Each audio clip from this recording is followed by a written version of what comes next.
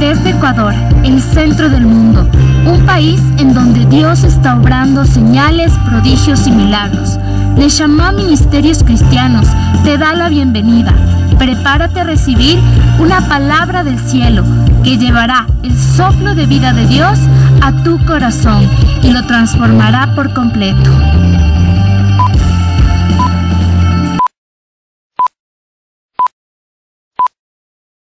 Levítico. Ay, perdón, discúlpenme, Antiguo Testamento.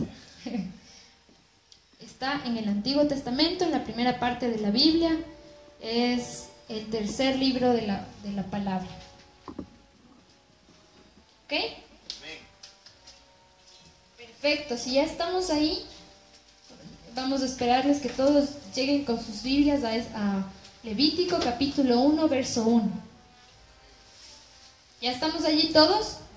La mano, ¿quiénes están listos con la palabra? Perfecto, muy bien. Entonces vamos a leer Levítico capítulo 1.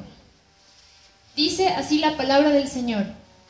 Llamó Jehová a Moisés y habló con él desde el tabernáculo de reunión, diciendo: habla a los hijos de Israel y diles: cuando alguno de entre vosotros ofrece ofrenda a Jehová de ganado vacuno o ovejuno, haréis vuestra ofrenda. Verso 3.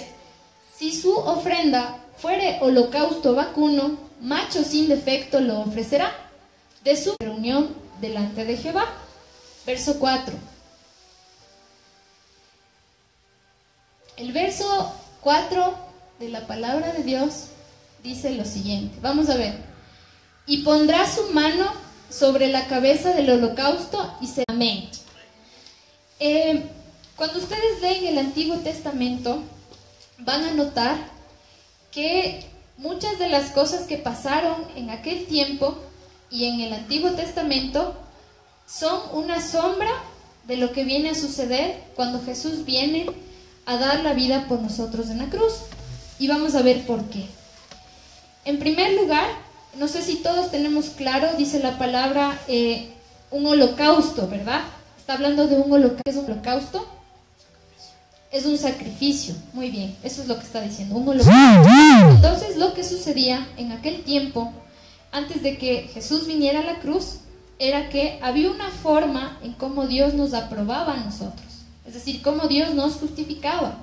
Y esa forma era en que el pueblo de Israel, las personas debían llevar una ofrenda para Dios. Pero esta ofrenda, hay muchos tipos de ofrenda. Podía ser de granos, pero una de las ofrendas de las que vamos a hablar hoy es justamente acerca de la ofrenda que vamos a encontrar en el verso 3. Vamos a ir a nuestro verso 3. 1. Un holocausto vacuno, macho sin defecto lo ofrecerá, de su voluntad lo ofrecerá a la puerta del tabernáculo de reunión delante de Jehová. Ya. En primer lugar, todos saben qué es un holocausto vacuno. Bueno, el holocausto ya sabemos que es el sacrificio, ¿verdad? Pero ustedes saben a qué se refiere con vacuno. Sí, ¿no es cierto? De vaca, es decir, como la vaca, el toro, un buey, todos esos son de la raza de las vacas. A eso se refiere con vacuno. Entonces dice lo siguiente: si su ofrenda fuere sacrificio vacuno, o sea, de este tipo que yo les comento, será un macho sin defecto. O sea, ¿qué significa eso? Que la ofrenda que debíamos llevar nosotros para el Señor era el animal que esté en las mejores condiciones. Debía ser macho y debía ser el mejor. Es decir, que no esté enfermo, que no esté con alguna enfermedad, no sé, algo por el estilo, que esté bien, ¿ya? Y por eso el Señor dice un macho sin defecto.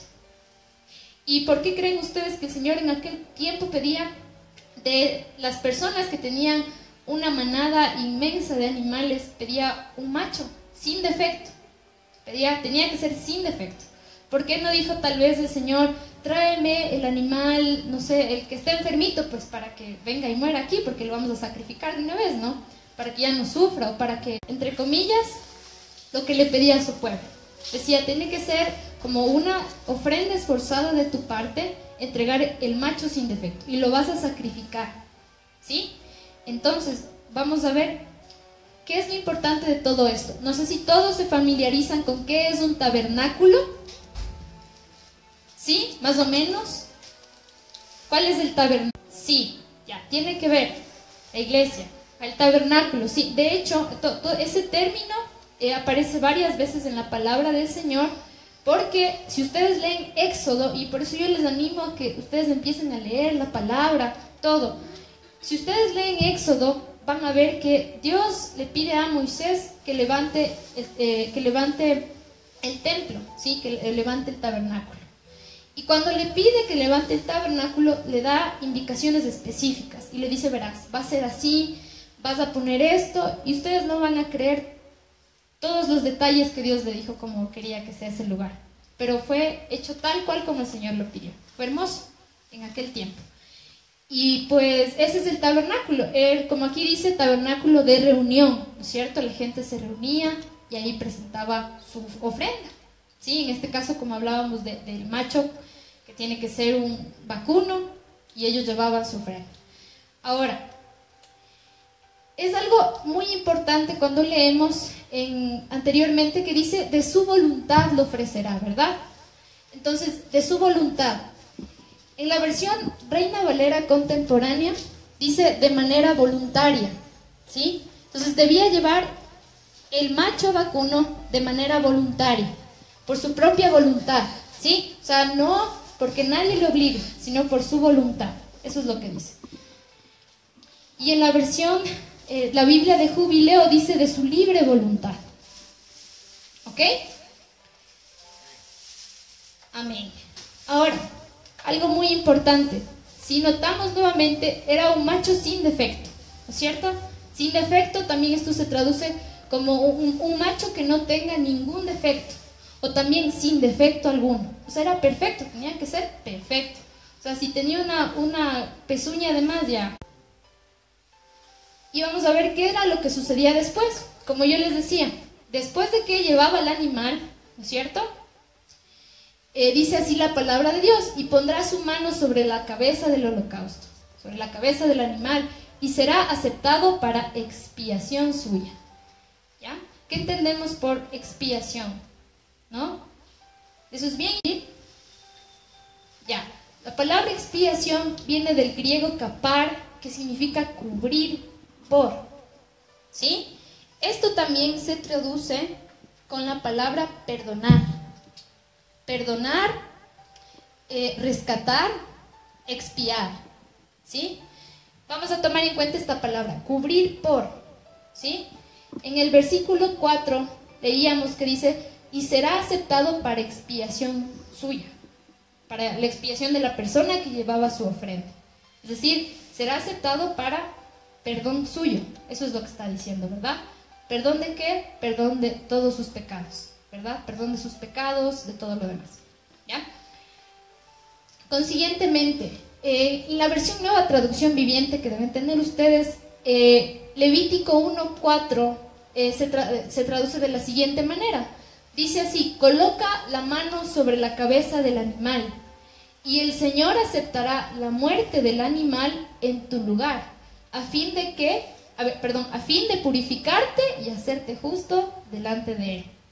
Wow, o sea, qué tremenda revelación, ¿no? Cuando ya nos pone la versión Nueva Traducción Viviente. Nos dice claramente eso es la expiación. Eso es lo que está diciendo. Entonces nosotros, si hubiéramos estado en aquel tiempo, deberíamos haber llevado ese animal, ¿sí? Ese macho sin defecto, por nuestra propia voluntad, a fin de que Dios nos purifique y nos haga justos delante de Él. ¿Ok? Amén. Vamos a ver qué es lo que sucedía después con la ofrenda que llevamos. Levítico 1:5 dice lo siguiente: entonces degollará el becerro en la presencia de Jehová, y los sacerdotes hijos de Aarón ofrecerán la sangre y la rociarán alrededor sobre el altar, el cual está a la puerta del tabernáculo de reunión. Entonces pasaba todo esto, imagínense. Quiero que todos nos imaginemos cómo pasaba todo, ¿verdad? Dice, primero, para quienes no saben qué es un becerro, es el hijo de la vaca, que no debe ser mayor de 3 años, ¿sí? Entonces imagínense un pequeñito, o sea, lo pedía así perfecto, ¿sí? Es un becerro. En el verso 6 encontramos y dice lo siguiente: y desollará el holocausto y mesas, ¿ya? Y los hijos del sacerdote Aarón pondrán fuego sobre el altar y compondrán la leña sobre el fuego. Luego los sacerdotes hijos de Aarón acomodarán las piezas, la cabeza, la grosura, los intestinos sobre la leña que está sobre el fuego que habrá encima del altar. Entonces, una vez que se hacía todo eso, se lo degollaba, ¿verdad? Se lo mataba, se lo en el fuego. Y ustedes han escuchado la palabra está consumido, ¿no es cierto? Cuando a veces escuchamos en las noticias y decimos, bueno, no decimos, de hecho las noticias dicen que una casa fue consumida, o sea, en su totalidad, porque se quemó. Entonces eso era lo que pasaba, después se quemaba, ¿ya? Después se quemaba. Más o menos eso es lo que, un poco para que tengamos el panorama de lo que sucedía, ¿ok? Ahora, en el verso 9 de Levítico 1 encontramos lo siguiente, dice, y lavará con agua los intestinos y las piernas, y el sacerdote hará arder todo sobre el altar. Holocausto es ofrenda encendida de olor grato para el Señor. ¿Ok?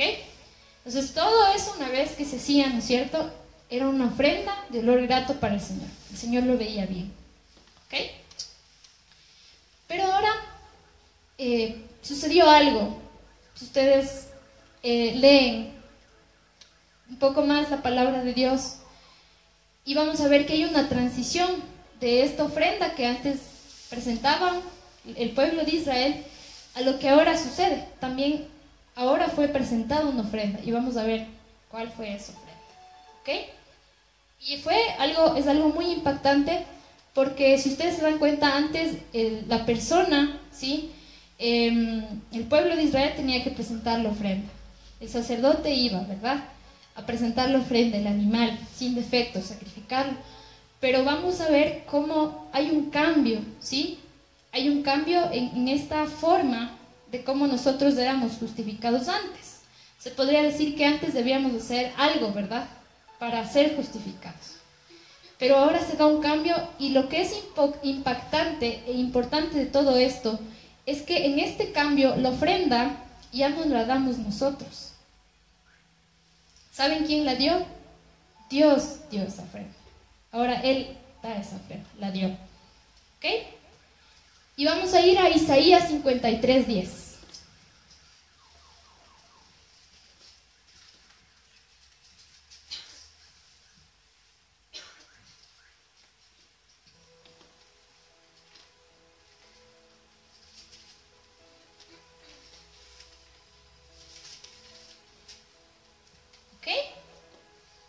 ¿Estamos ahí?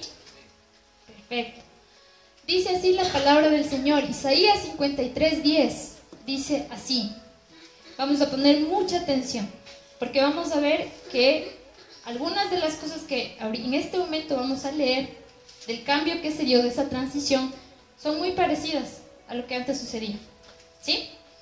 Dice así: con todo esto, Jehová quiso quebrantarlo, sujetándole a padecimiento. Cuando haya puesto su vida en expiación por el pecado, verá linaje, vivirá por largos días, y la voluntad de Jehová será en su mano. Quiero que pongamos atención a la palabra cuando dice cuando haya puesto su vida en expiación por el pecado. Si ustedes recuerdan, decíamos que la ofrenda presentada del macho cabrío, él cumplía esa función, ¿verdad? Era para expiación. Decíamos que la palabra expiación significa cubrir por, ¿no es cierto?, perdonar, rescatar. Ahora, cuando Isaías 53:10, esto está en el Antiguo Testamento, Isaías era un profeta, y él ya profetizó que Jesús iba a ver un hombre, ¿sí?, que iba a cumplir con todo esto, y él era Jesús, ¿sí? Y vemos algo muy importante, porque dice, con todo eso, Jehová quiso quebrantarlo, sujetándole a padecimiento, ¿verdad? Y recordamos con la antigua forma de la ofrenda, recordamos que al animal también de alguna forma padecía, ¿verdad? Padece hasta que muere, ¿verdad? Padece hasta que muere porque se le degollaba. Entonces vemos aquí que se repite algo muy importante, pero está hablando de alguien, ya está hablando de una persona, está hablando de Jesús, ¿sí? Él padeció todo eso, imagínense, como recuerden exactamente el procedimiento de la ofrenda del animal, aquí también, ¿sí? Es muy parecido. Isaías 53:3, verso 3.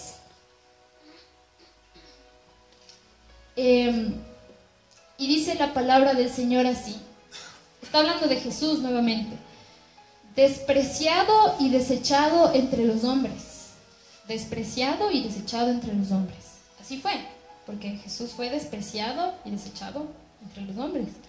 Varón de dolores, experimentado en quebranto, y como que escondimos de él el rostro, fue menospreciado y no lo estimamos. ¿Sí? Prácticamente, como dirían por ahí, como un animal, ¿verdad? Porque así fue, de hecho, en el Antiguo Testamento. Decían, bueno, es el animal y esto va a ser agradable ofrenda para el Señor. Tenía todo un propósito que es lo que ya comentamos, la expiación. Y aquí vemos que Jesús de la misma forma fue menospreciado y no lo estimamos, ¿verdad? Él hizo todo eso. Tal vez hemos visto la pasión de Cristo. Pero cuando ustedes leen la palabra de Dios, Isaías 53, entre otros pasajes, y por ejemplo Juan 19, donde se narra la crucifixión de Jesús, días anteriores a el ir a la cruz, etcétera, etcétera, se van a dar cuenta que lo que irradia la película, la pasión de Cristo, no es ni una sombra de lo que realmente pasó. Es mucho más fuerte, ¿sí? Fue mucho más fuerte, que incluso la palabra dice que ya no tenía forma de hombre, ¿sí? Por tanto dolor, o sea, por tanto todos los golpes, todo lo que tuvo que padecer. Así fue Jesús. Y vamos a ir a Isaías 53:4.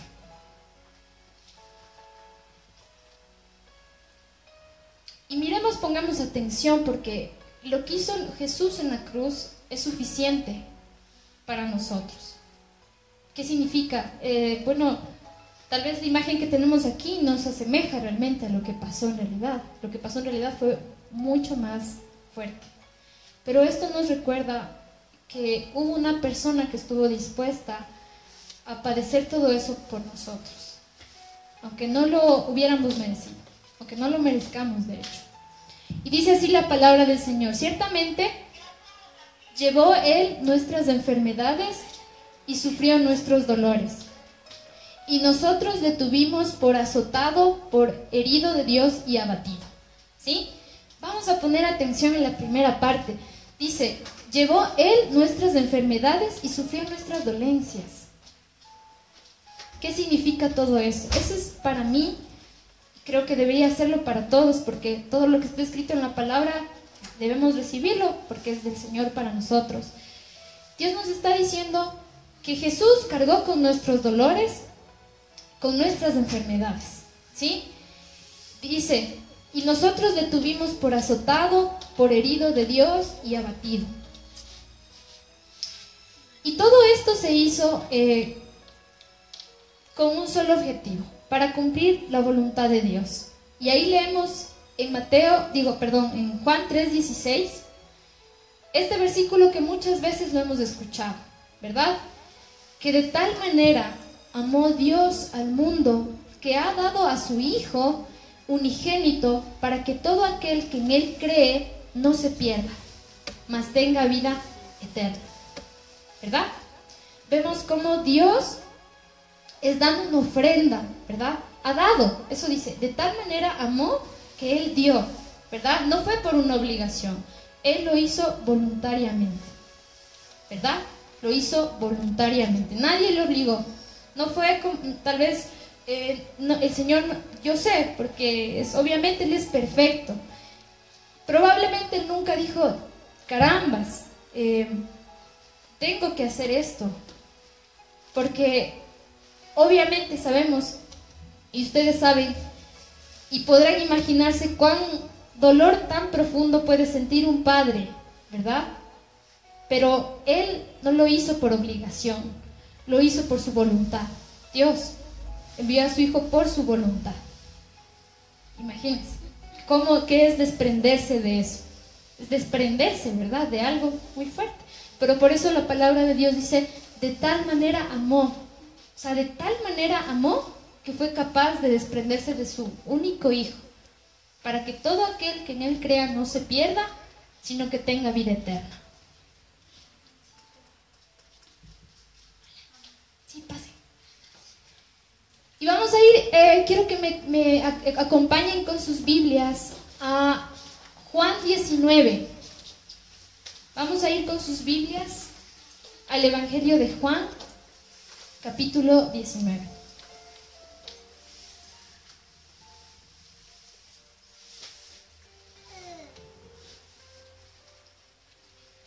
¿Listo? Perfecto. Si estamos en Juan 19, sí les dije bien. Juan 19, vamos a leer desde el verso 29. ¿Ya? Juan 19, verso 29.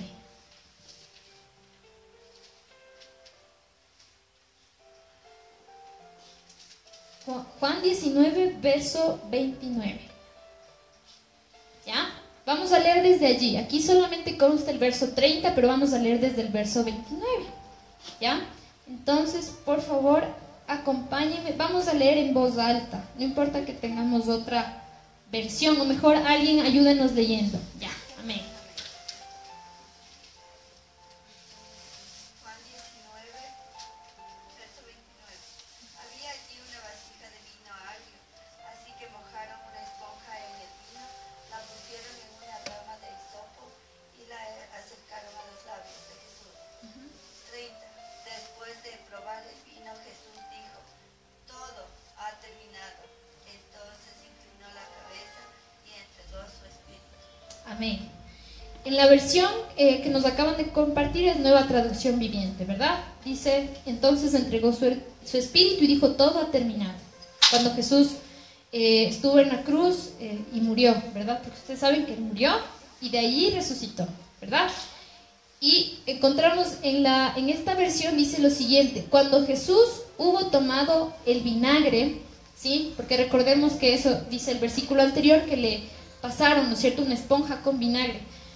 Cuando él hubo tomado el vinagre, dijo lo siguiente, que es bien importante, consumado es, consumado es. Y habiendo inclinado la cabeza, entregó el espíritu. ¿Sí? La palabra consumado se utiliza cuando, para darle a una cualidad énfasis, para decir que se ha completado en su totalidad, en su plenitud. Eso significa consumado es, o sea, totalmente. ¿Sí? Y vemos cómo en el Antiguo Testamento también había una ofrenda que fue consumada, ¿verdad? Que se tenía que consumar para subir como olor agradable a Dios. Y aquí vemos que Jesús está cumpliendo con el propósito, con la misión. Y dice, consumado es. ¿Ok? Y aquí vamos a ver algo muy, muy interesante. Y es algo que muchas personas discuten, a veces desde la ciencia, desde la psicología. Y dicen que Jesús, que es imposible que no haya pecado. ¿Sí? Que es imposible que una persona se pueda mantener sin mancha, sin pecar. Entonces muchas personas no creen que mientras Jesús estuvo aquí en la tierra, Él no pecó. ¿Sí? Muchas personas dicen, no, yo no creo. No, ¿cómo no va a pecar? Dicen, es imposible. Pero la palabra de Dios dice lo siguiente, 2 Corintios 5:21. Al que no conoció pecado, está hablando de Jesús, al que no conoció pecado, Dios le hizo pecado por nosotros, para que fuéramos hechos justicia de Dios en él. O sea, él que era, podemos compararlo, ¿verdad?, la ofrenda perfecta, sin defecto, Dios lo hizo pecado para que pudiésemos ser hechos la justicia de Dios. ¿Sí? Entonces vemos cómo se va cumpliendo absolutamente todo. Él era, en el Antiguo Testamento, era el macho, ¿verdad?, sin defecto. Y aquí Jesús, y algo que debe impactarnos muchísimo, y es cuánto Jesús, cómo Jesús caminó y cómo fue perfecto en todo. Tan solo para guardarse para hacer esa ofrenda de Dios. Él se guardó como se guardó, caminó como caminó, para hacer esa ofrenda perfecta, ¿verdad? Perfecta para cumplir lo que él sabía que tenía que cumplir, ¿verdad? La expiación. Dado que algunas personas dicen que, bueno, hablando físicamente de Jesús, que yo no tengo ninguna evidencia, ¿verdad? Aparte de lo que está en la palabra. Y creo que no, tal vez algunas personas, algunos estudiosos tienen alguna información acerca de, no sé, tal vez de cómo eran los rasgos de Jesús y todo lo demás, pero él era un carpintero, ¿sí? Y imagínense, aún en su cuerpo, él también lo cuidó, obviamente. También cuidó su cuerpo.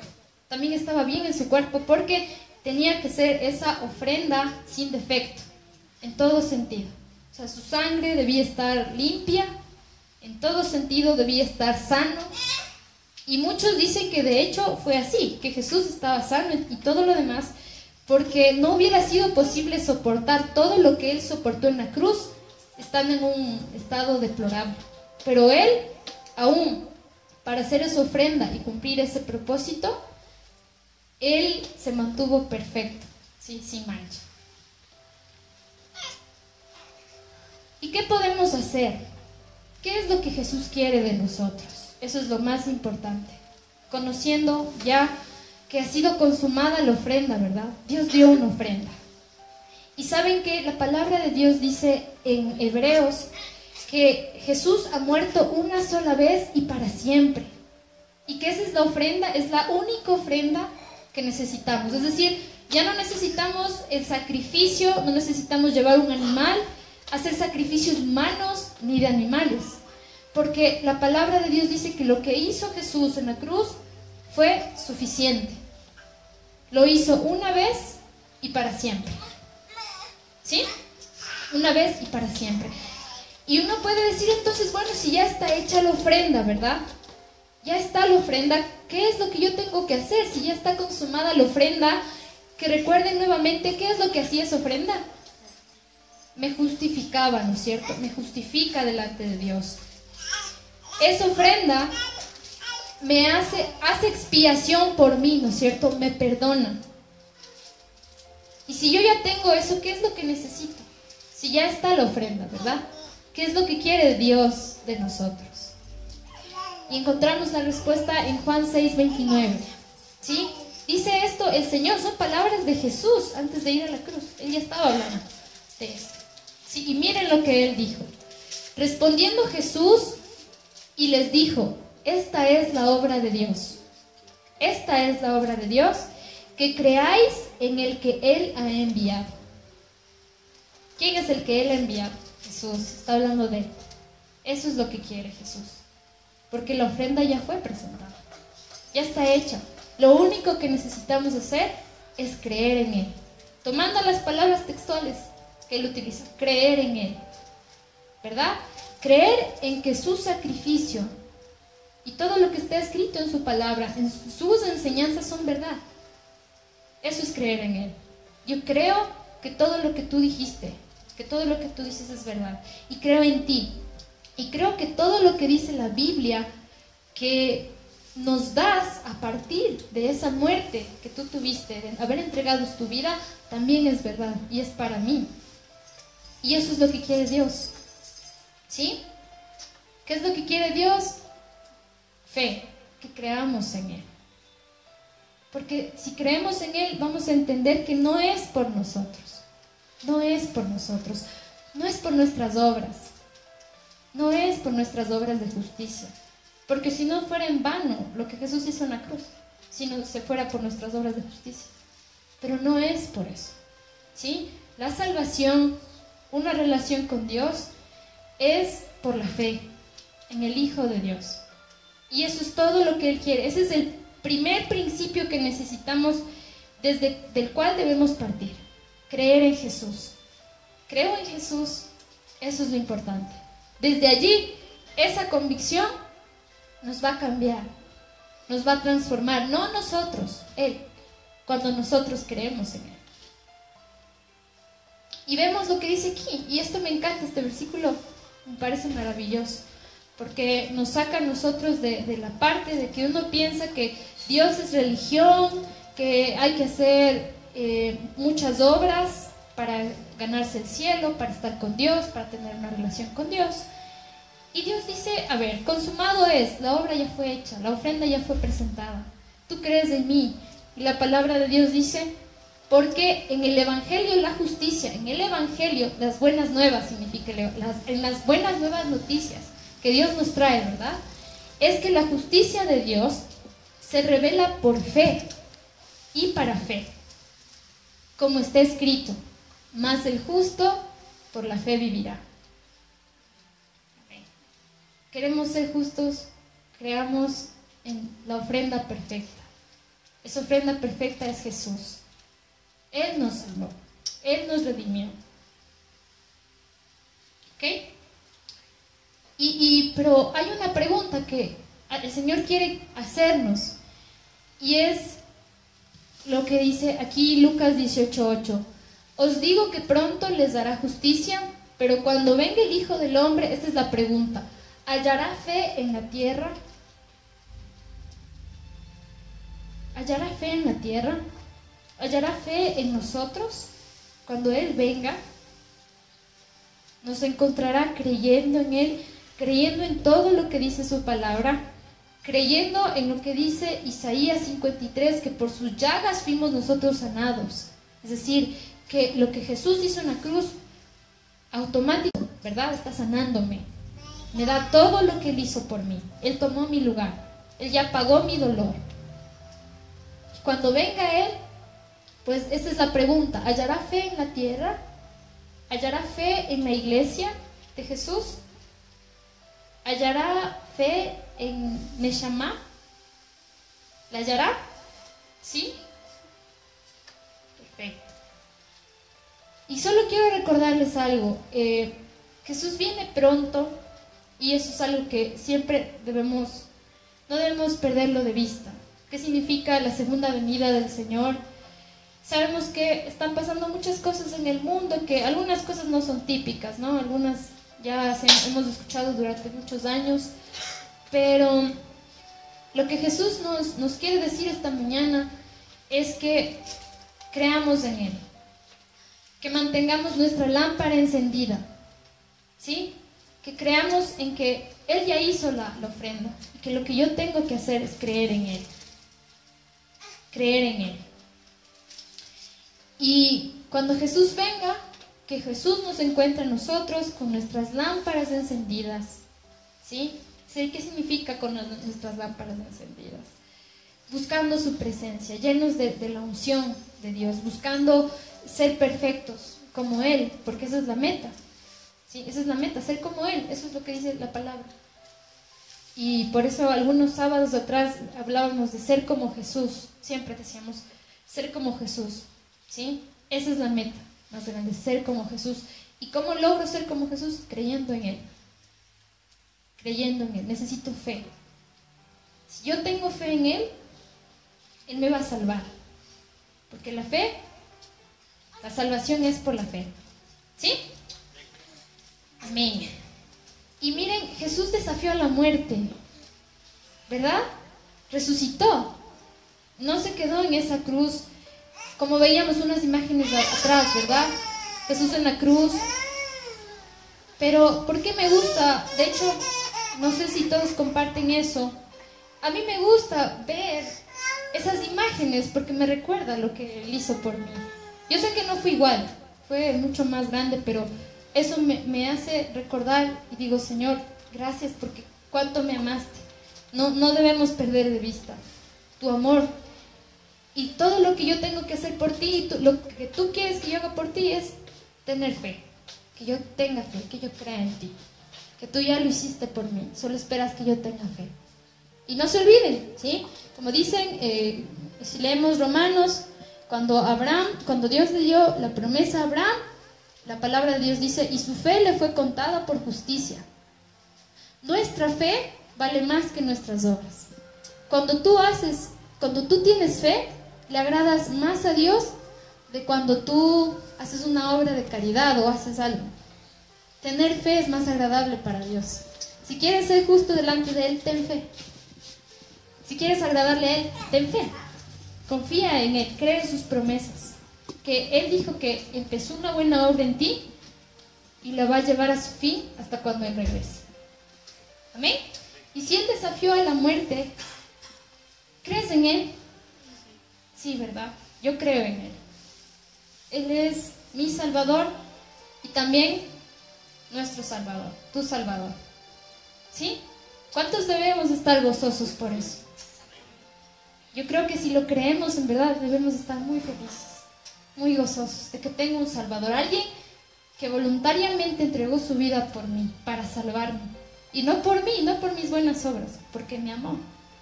Porque de tal manera me amó y me escogió. Me escogió a mí. De en medio de muchas personas, me escogió a mí para hacer algo conmigo. Y también para salvar otras vidas, para cumplir un propósito. Y me encanta mucho Apocalipsis 12:11, vamos a leerlo, ¿ya? Vamos a leer Apocalipsis 12:11. Y este es un versículo clave que yo creo que debemos grabarlo en las tablas de nuestro corazón. Apocalipsis 12:11. Es el último libro de la Biblia. ¿Sí? El último libro de la Biblia. Apocalipsis 12:11. Si no tienen una Biblia, aunque deberían tener, porque ahí tenemos Biblias. Y ustedes también deben traer sus Biblias, no se olviden siempre traer sus Biblias. ¿Sí? Dice así, Apocalipsis 12:11. Y ellos le han vencido por medio de la sangre del Cordero y de la palabra de testimonio de ellos, y menospreciaron sus vidas hasta la muerte. ¿Sí? Entonces, ¿cómo vencemos? Por medio de la sangre, ¿no es cierto? Por la sangre del Cordero, por la sangre del sacrificio que Dios dio. Por esa sangre venceremos. En primer lugar, eso es lo primero que menciona este versículo. ¿Cómo vencemos? ¿Cómo vamos a vencer? Por la sangre del Cordero, por el poder de lo que Jesús, de la ofrenda perfecta que presentó Dios. ¿Sí? Por eso vamos a vencer. Por la ofrenda perfecta. Por la sangre del Cordero. Y luego menospreciaron sus vidas hasta la muerte. Bueno, ¿qué es esto de menospreciaron sus vidas hasta la muerte? No sé cómo es eso que se menospreciaron, ¿no? Pero bueno, básicamente tiene que ver con lo que dice la palabra de Dios, Mateo 16:24, donde dice, si alguno quiere ser mi seguidor, tome su cruz, niéguese a sí mismo y sígame, ¿sí? Porque el que quiera ganar su vida la perderá, pero el que la pierda por mi causa, la encontrará. ¿Sí? A eso se está refiriendo. Dice, por último, Señor, lo que yo estoy buscando aquí es, hágase tu voluntad, ¿verdad? Yo quiero hacer tu voluntad. Y voy a vencer por la sangre del Cordero, por la palabra de testimonio, y porque estoy buscando menospreciar mi voluntad y mi vida hasta cuando yo muera, para que sea hecha tu voluntad. ¿Ok? Ok. Y solo para recordarles el poder de la sangre del Cordero perfecto, ¿no es cierto? Esa ofrenda perfecta que fue presentada hace más de 2000 años, una vez y para siempre, por nosotros, para todo aquel que cree. ¿Qué es lo que hace la sangre? ¿Cuál es el poder de la sangre de Jesús? De esa sangre derramada, de ese sacrificio perfecto. Pues la sangre nos reconcilia con Dios. Esa sangre nos redime. ¿Qué significa redención? Quiere decir que nos trae a algo nuevo, ¿sí? Lo que estaba tal vez muerto ahí, ¿sí? Que no tenía vida, Él hace algo nuevo. Nos redime, ¿sí? Nos salva. ¿Ok? Entonces la sangre de Jesús nos reconcilia, nos redime, nos purifica. Eso es bien importante. Por eso es importante que nosotros leamos la palabra de Dios, porque la fe viene del oír y el oír la palabra de Dios, ¿sí? Y la palabra dice que Dios perfeccionó a los que hizo santos para siempre. O sea, Él ya se está adelantando en fe. Dice que a nosotros Él ya nos llamó, ¿verdad? A ser santos delante de Él. Y dice, Él perfeccionó. O sea, aunque ahorita no nos veamos perfectos, pero Él ya nos perfeccionó. O sea, en ese futuro que va a venir con Él, Él ya nos perfeccionó, ¿sí? Estamos en ese camino, ¿sí? De ser perfeccionados por Él. El Señor nos va a ayudar en nuestra debilidad. En lo que estemos luchando, Él nos va a ayudar a vencer, porque su sangre nos limpia de todo pecado. También nos santifica. ¿Qué significa? Nos aparta para Él, nos hace suyos. La sangre de Jesús, ese sacrificio nos hace suyos, no nuestras obras. El sacrificio de Jesús, esa ofrenda perfecta, nos santifica, nos aparta para Dios, automáticamente, cuando nosotros creemos en Él. Y también nos restaura. ¿Sí? También nos restaura. Así que todos vamos a ponernos de pie. Esta mañana hemos terminado este tiempo. Damos gracias a las personas que nos siguen en las redes sociales y esperamos que sigan conectándose y mandamos un saludo a todos los que nos ven desde Quito, Tulcán, diferentes partes del país. ¿Ok? Vamos a ponernos de pie.